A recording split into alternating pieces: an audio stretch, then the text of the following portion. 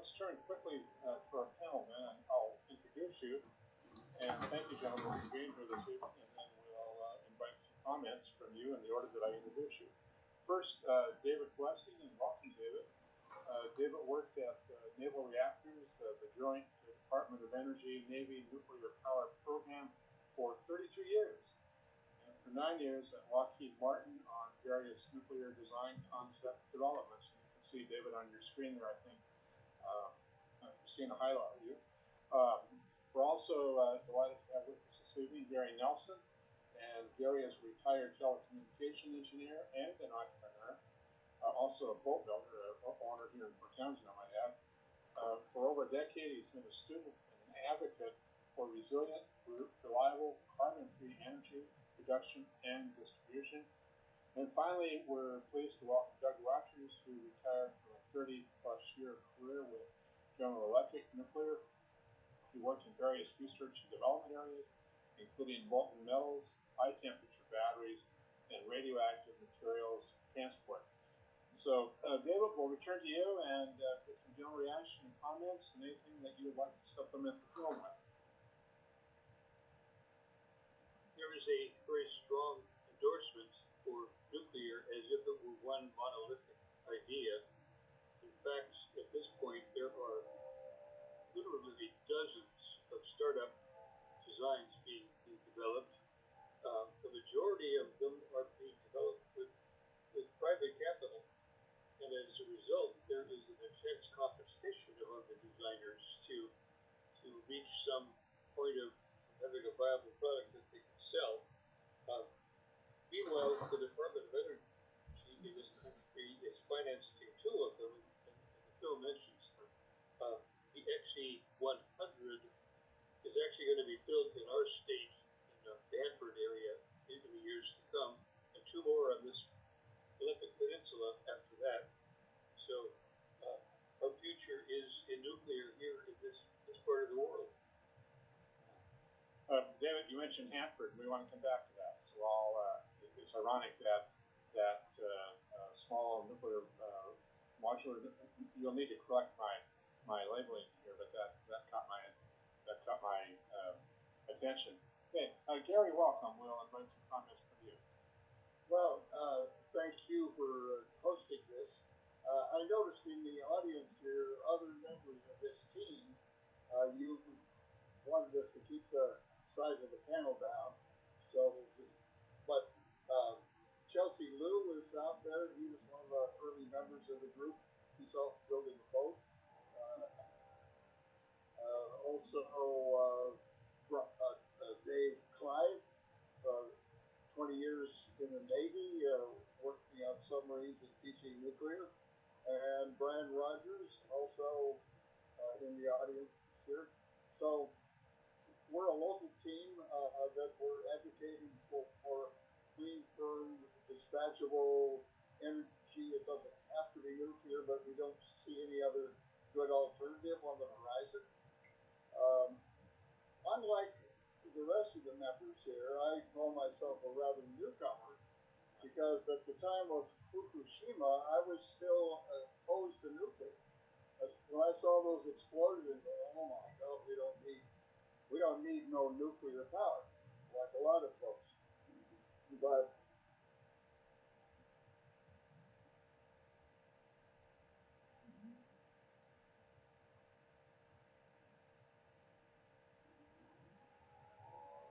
the point for me was watching Stuart Brand have a discussion or debate with Mark Jacobson of Stanford, and Stuart Brand, Polar's panel hero, changed his mind, and that was an eye-opener for me. Whoa, Stuart Brand changed his mind. I guess I better go back and think about this. So I just encourage other people to do the same. There are plenty of good sources out there we could talk about later, but as Oliver Stone mentioned, the more you know about this, the less afraid of it you are. So that's certainly been my experience, that the deeper I get into it, the more obvious it is that our fears are largely unfounded. You don't want to, obviously there's some risks, but the risk reward ratio is what's important.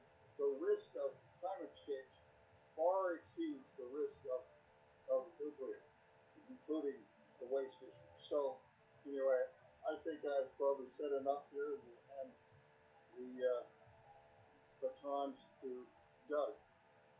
Before Doug does that, I can't resist making a pun here. Gary mentioned the more we know, and of course, pardon me, it's to chloroquine. So, Doug, go ahead, please.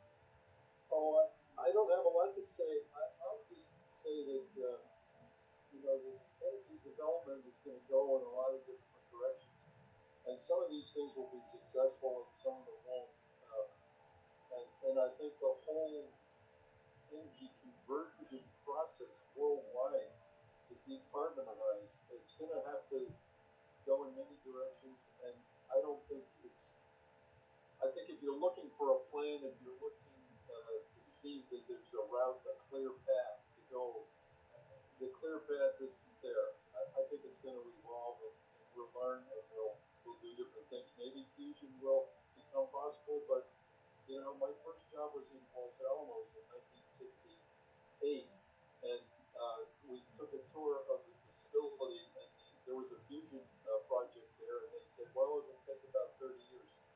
And that was in 1968. So they've made a lot of progress. They've done a lot of things, but it's not here yet. So some things are easier than you think, and some are harder. So we'll just have to find out as we go along. But nuclear power is here, so we know it can be done. To that point, and please, members of the audience, if you have comments or questions, don't hesitate to put them in the chat. If there are not so many of us, then perhaps Christina can highlight you. Gary, you mentioned that Brian's here and a couple of others. Let's turn to them. Brian Rogers, let me put you on the spot and ask you to invite a comment from you as well, if you wish. Well, I'm sort of the outsider on the team. As someone who's been a nuclear opponent for years, I moved from being an opponent to being a skeptic. I'm skeptical of the economics, but I don't see a viable alternative to ensuring enough firm power that the renewable, that the change in renewables in the world is going to work. I was a participant in a major Alaska study to decarbonize the entire Alaska electric grid, and we can get 80% of the way there with some challenge. But getting to 100% requires some form of firm energy, either battery power or some other kind of spinning power. And so nuclear, again, I'm keeping an open mind at this point, which is a far cry from where I was for 50 years. Well, thank you, Brian. I should be neutral, I suppose, but I find myself in a very similar position. All of us here are old enough, and forgive me for that, to remember the actual reality of some of the things that we saw later on. I might add that I lived in Utah for a long time, and one of the major stories there, of course, were the downwinders, and that scared a lot of people. Downwind is noted because during the above ground nuclear testing, the wind would blow from Nevada and carry the radiation over Utah, and to this day, I'm sure that I have former friends and neighbors who knew that if I had said what I just said, I would no longer be their friend. But again, that's an example of another use of nuclear energy for wartime purposes, of course, and so forth. I also just wanted to add another note. I was quite taken with the change of heart of President Jimmy Carter. He was a nuclear engineer, or is a nuclear engineer, as I recall, went to the Naval Academy and so forth. And I think he was a great fan of Rickover's. Again, we will invite comments or questions. Yeah, David, I think you're among David Clive and Chelsea Liu. Okay, David, let's go to you, if you will, please. Hi. My experience is pretty much being in the nuclear power program in the Navy. So I operate nuclear power plants on 4 submarines and 2 land-based prototypes for year Navy career, and I got out of the Navy and went back to school and did computers.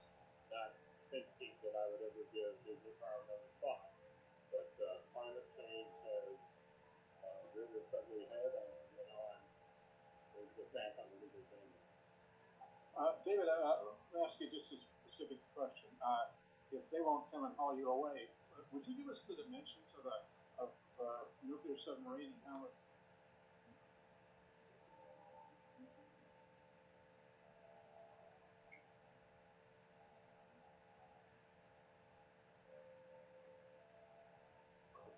And 33 feet in diameter.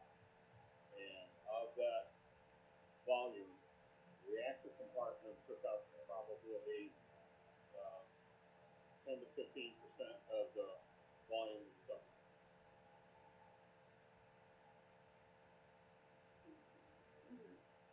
Yeah, well, thank you, and we'll come back to you.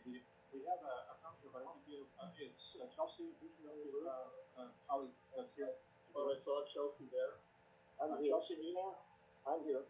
Welcome. Chelsea, if you will, please share some comments and observations with us. That'd be great. And it's also helpful to tell us a little bit about yourself, Chelsea. Actually, I think I know you from somewhere. I don't remember, but anyway, you look very familiar. Good to see you. Thank you. It's like that, isn't it? It's kind of scary. You have to always behave yourself. Well, unlike the others, I'm a physicist, not an engineer, and it is a very big difference. And my principal contribution to the group when we did our program was on the problem of climate change. I didn't have any technical expertise in nuclear design, but as a physicist, I have firmly believed that we've got to use nuclear energy. The statement that the woman made in the film, where she said that American power generation has been pretty much stagnant. Well, that may be true in the sense that we're just talking about keeping everything the way it is. But if you want to convert automobiles to electricity, do various other things to eliminate burning fossil fuels by converting to electricity, you need much more power generation. And that part was made clear in the film. But I think her statement that power generation in the U.S. is stagnant, that's only true if you don't try and decarbonize things like transportation. Thank you for that, Chelsea. We do have a question from Peter Bunyan, and Peg, if you would please, or can you go to Peter to ask Peter to ask that directly, or Christina, can you highlight Peter here?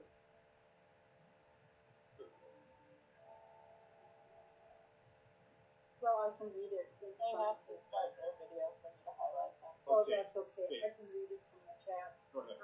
Nuclear waste is minimized as an issue. Are there secure and viable methods for containing high-level waste? If we build the numbers of reactors proposed to meet global energy needs, the amount of waste will be commensurately greater. How do we manage this challenge? Who wants to take that on? Anybody that's spoken thus far? Okay, terrific. Go right ahead, David. So, you saw in the film these concrete casks that are storing the sum total of all of the used fuel that we produced over 60 years of power operation. That volume is quite manageable, and there is no urgency in getting rid of this stuff. Longer term, you can use designs like atrium upload, which are capable of burning the used nuclear fuel and reprocessing it, recycling it. The fission products have 30-year half-lives. They go away very quickly. The long live waste to be burned in one of these fast reactors that are being developed. So the problem of used nuclear fuel is solvable, and the solution is not urgent. Would you elaborate on that, David? define urgent. You don't need to worry for another 50 years. The casks that exist today have lifetimes of, I don't know, 200 years, and the contents are gradually decaying away to a point where the only thing left is americium, cerium, plutonium, and the like, which do have long half-lives, but not a lot of specific activity. So that those casks will eventually be reopened, and the used fuel used to make new fuel for fast reactors. I should point out that the used fuel today that comes out of a light water reactor, like we have in this country, has used up 5% of the available energy of the fuel.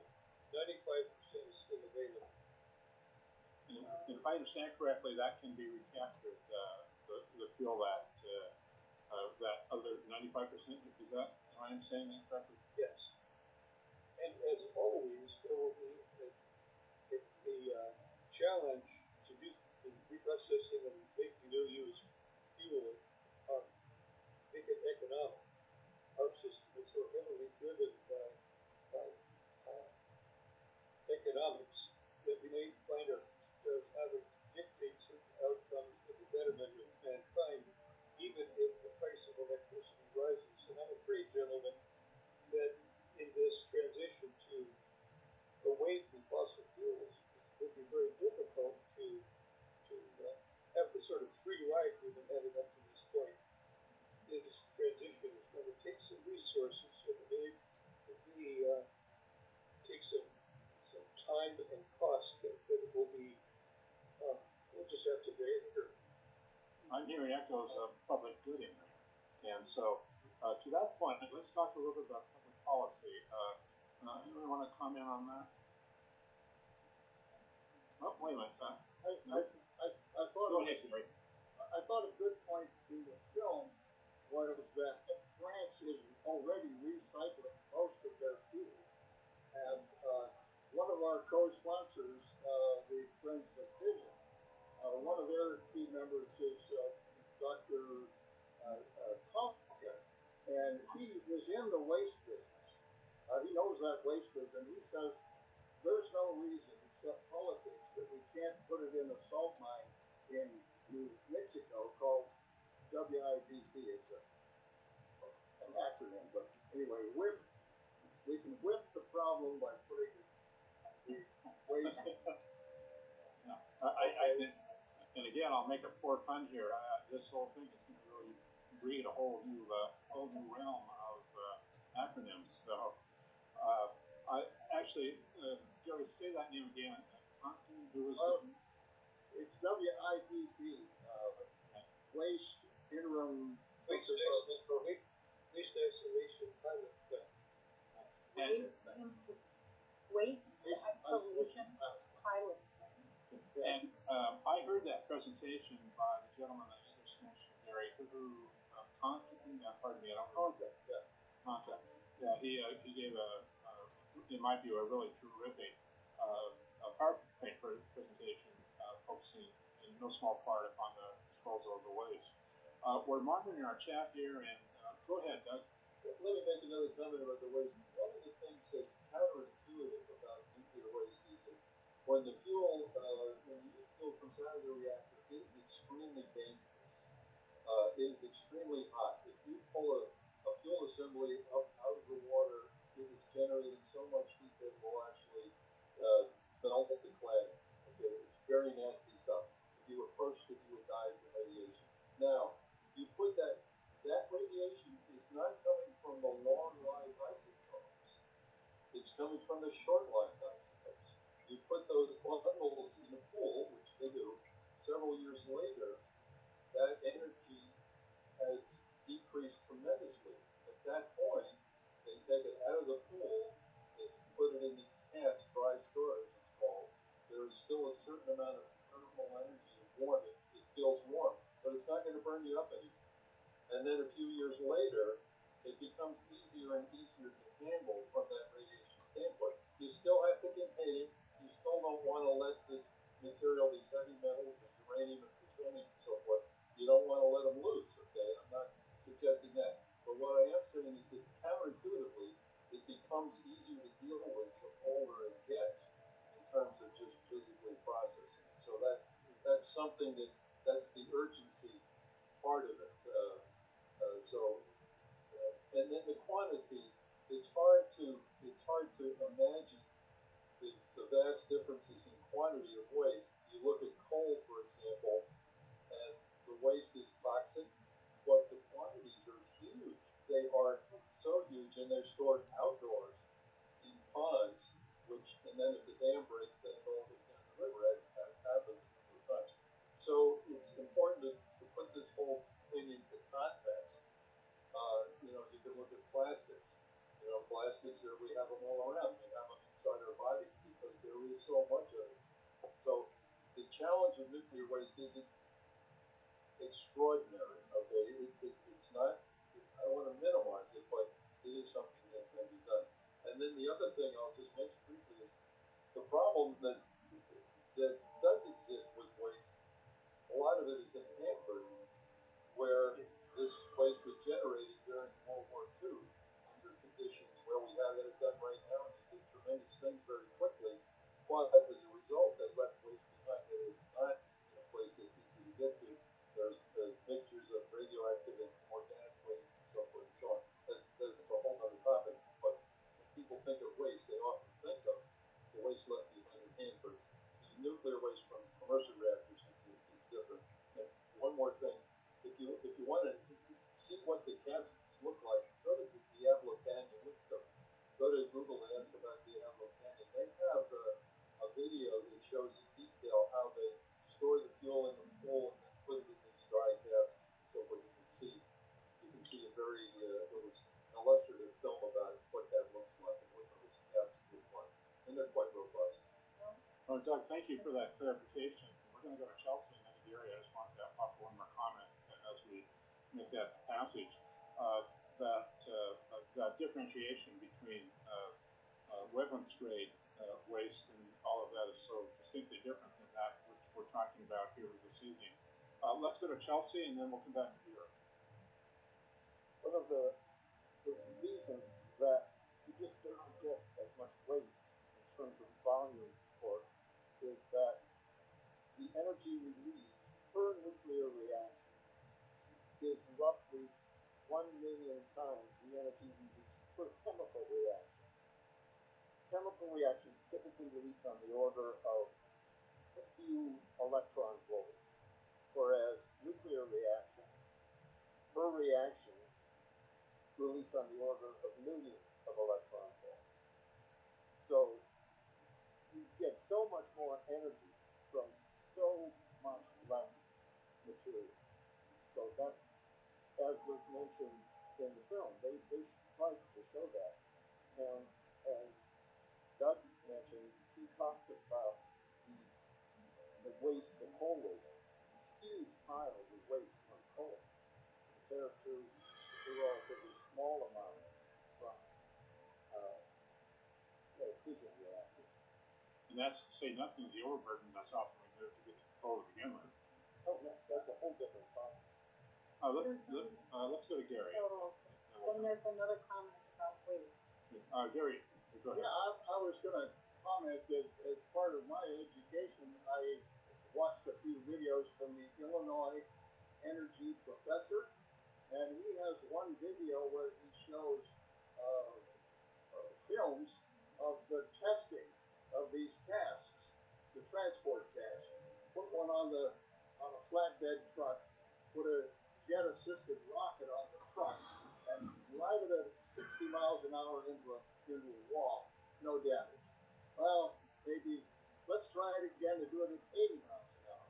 Well, what if the cask actually wound up crosswise on a railroad track when a train hit it? Right? They did the same thing with a train. No damage. So they're really robust. The terrorists are not going to get into these things with a rocket-propelled grenade or something. So, not to worry. Maybe you should apply that technology to building cars. Go ahead, please. Well, that connects with a comment or a question in the chat. What about this is from Becky. What about nuclear facilities such as in Ukraine and them vulnerable during war? I think you kind of answered that here. Well, it's not a good idea to put nuclear reactors in the war zone. That's right. So yeah. Go ahead, David.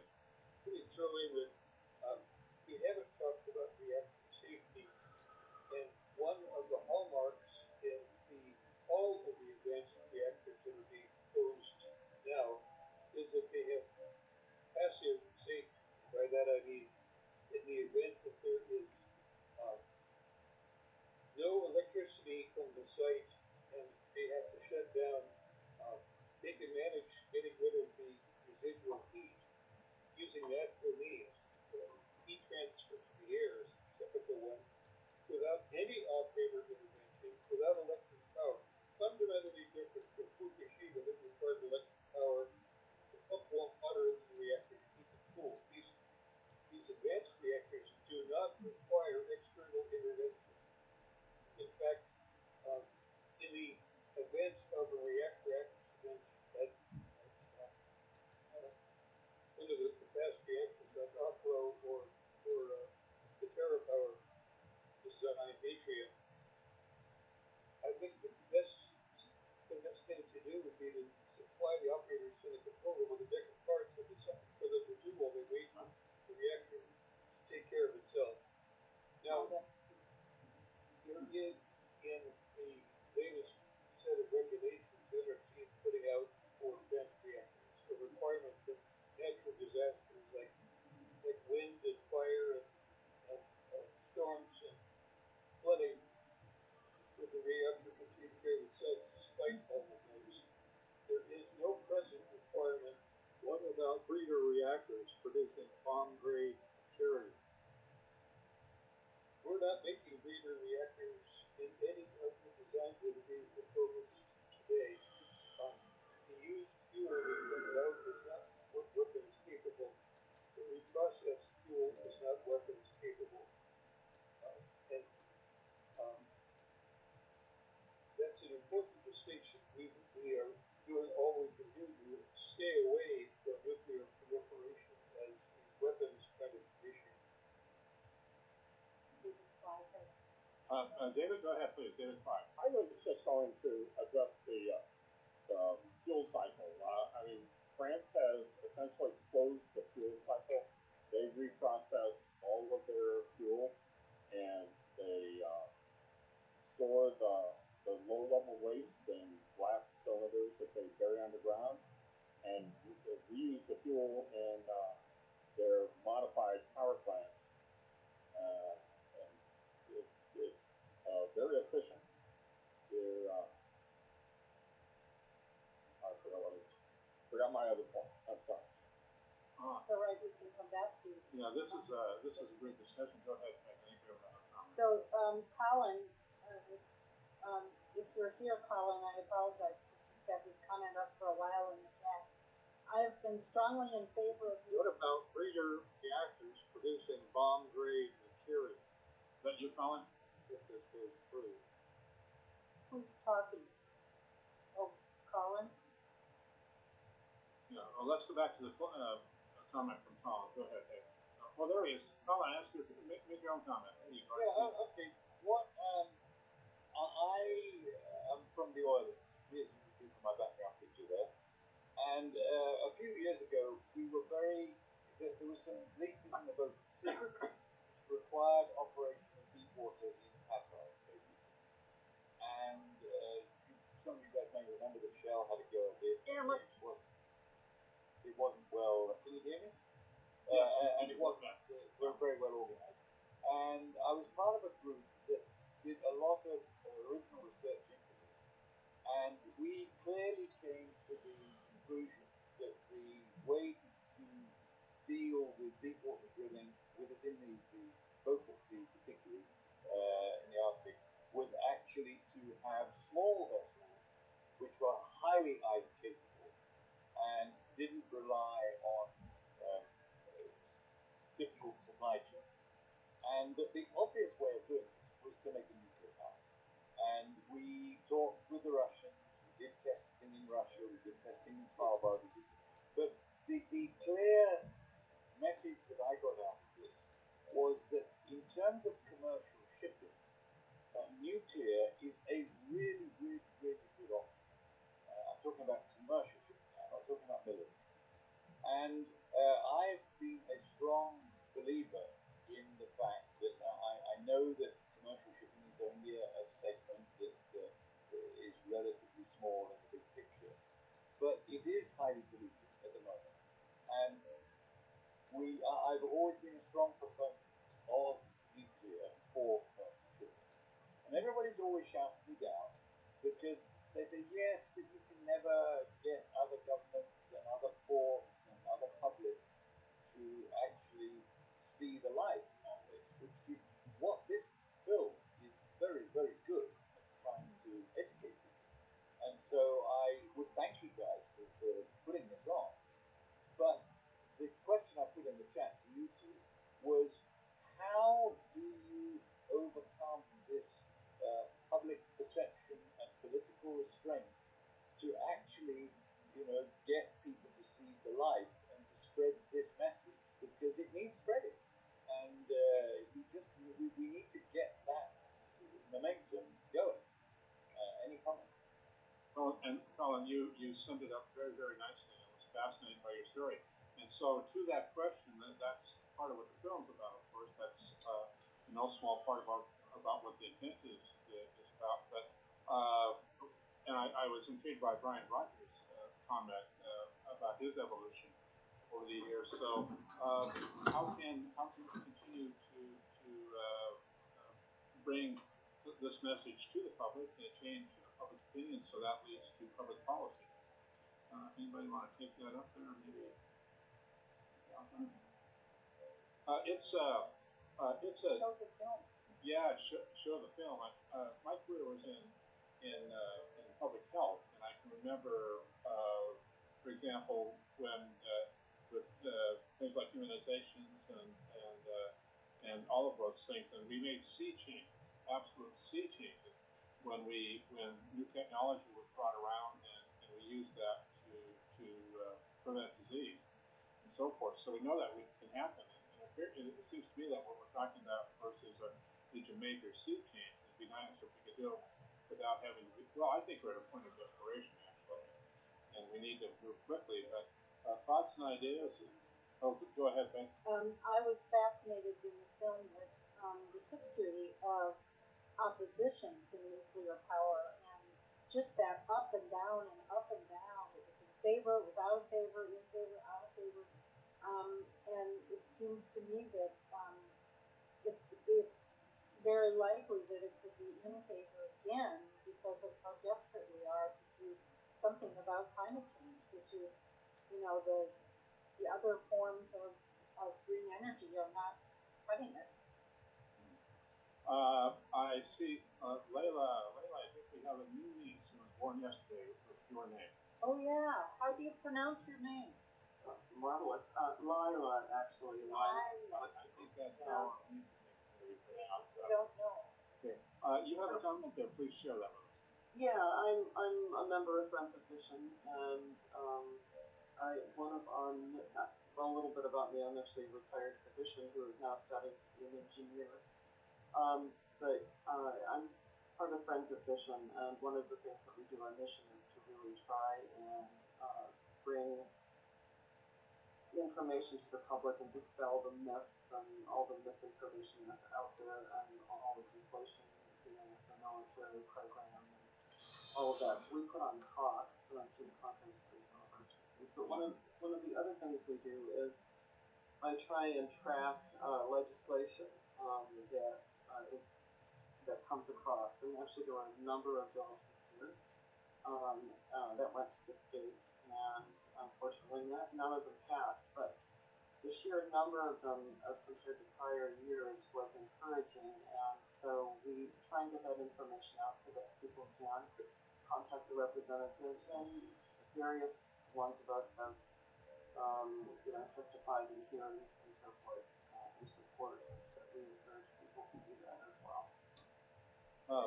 What's your sense of the political environment? We all know, those of us who've been probably policymakers are aware that it's a painful, tedious, and long-term kind of project. But what's your sense now of the public policy environment? Well, it's a little bit of a mixed bag. There are people out there who have been supportive, but they're they're concerned about their votes. The Sierra Club, very very well financed and local, Greenpeace and so on and so forth, and so they're worried about the politicians are worried about not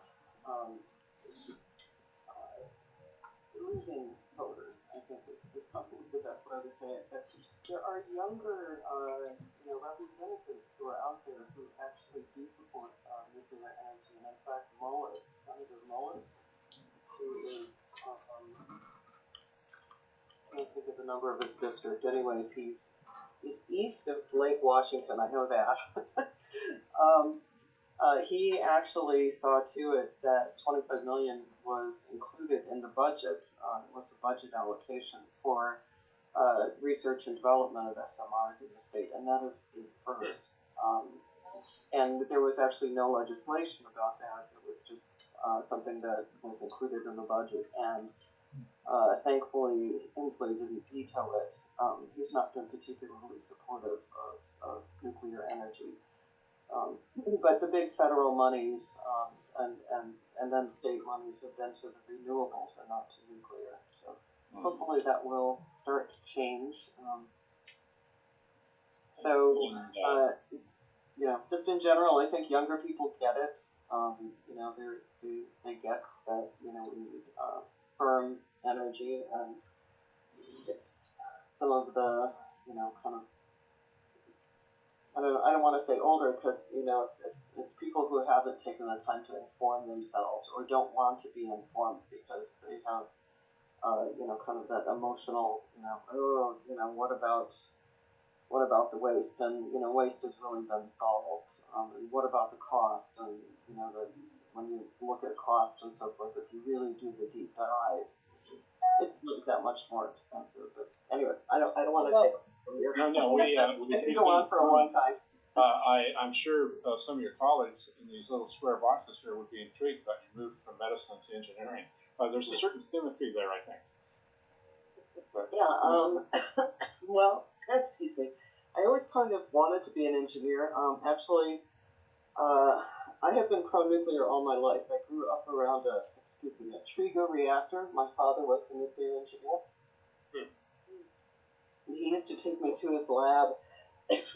I'm sorry. When I was a little girl, to get me out of my mom's hair, and I would peer down in the reactor, and I thought it was so cool. But I'm sorry. Yeah. I can talk more later. I don't want to keep talking. I might just add, on a personal note, I've been taking personal liberty here all evening. I grew up in northern Montana in the middle of the Minuteman missile field, and I think that was my first awareness. And of course, that was on the nuclear weapons side, which is a whole different story than what we're talking about here this evening. Peggy, did you want to offer something? Well, I did. I wanted to say that I think as we talk about young people being more favorable toward nuclear power, nuclear energy. Some of that is because those of us who are older lived through those times when, we were old hippies and we were saying no nuclear power. And it was put together with nuclear war. And those things sort of got meshed together, and I think we still have kind of a visceral reaction, no pun intended, about nuclear energy, nuclear power. So. I'd like to know that at the same time that we were dancing against nuclear power, we were blessed with enormous reserves of coal and natural gas. We didn't need nuclear power because we were energy sufficient without it. And so all of the nonsense and naysaying had no traction, didn't need to happen because we didn't need nuclear in the first place. Now we do. So California those 2 nuclear plants, and that's it. And they are trying to make renewables work, and 50% of their electricity is coming from gas turbines right now, and another 30% of their energy is coming from outside of the state, about half of which is coming from us, our dams on the Columbia River. So the whole renewable story as a solution, I think, is disingenuous. Yeah. Doug had a comment here. Doug Rogers. I'll just read your comment, Doug, in the chat. I expect that seeing some of the newer designs actually come online will improve the political climate. Yeah. So, yeah, that makes sense. Nothing will succeed like success, and demonstrating safety and cost effectiveness will be crucial. Well, gentlemen and ladies and others who have participated in our discussion, thank you very much. I think we're nearing the end of our time. And Friends of Fission, I think you have a Facebook page or a web page out there that people could access if they want to learn more.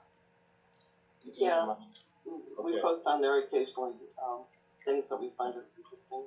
And there's much more to talk about, of course, but we don't want to belabor the evening. If people want to see this film again, is there a resource that can bring it to them? I think one of you guys owns it, don't they? Well, it's available on Amazon Prime for $4 or buy it for $12. Oh, really? Yeah. Oh, okay. Oh, that's good to know. Yeah, well, great. That's you never know what you're going to find in Amazon. That's terrific. Yeah. Good. Well, with thanks again to all of you, and also thanks to the audience that joined in to our viewing tonight. And also, I hope you stay tuned for the discussion. Keep in mind that we will have another meaningful movie on June 10th, and tune in to see what that is, because we don't know either. So, good night, everybody, and thank you.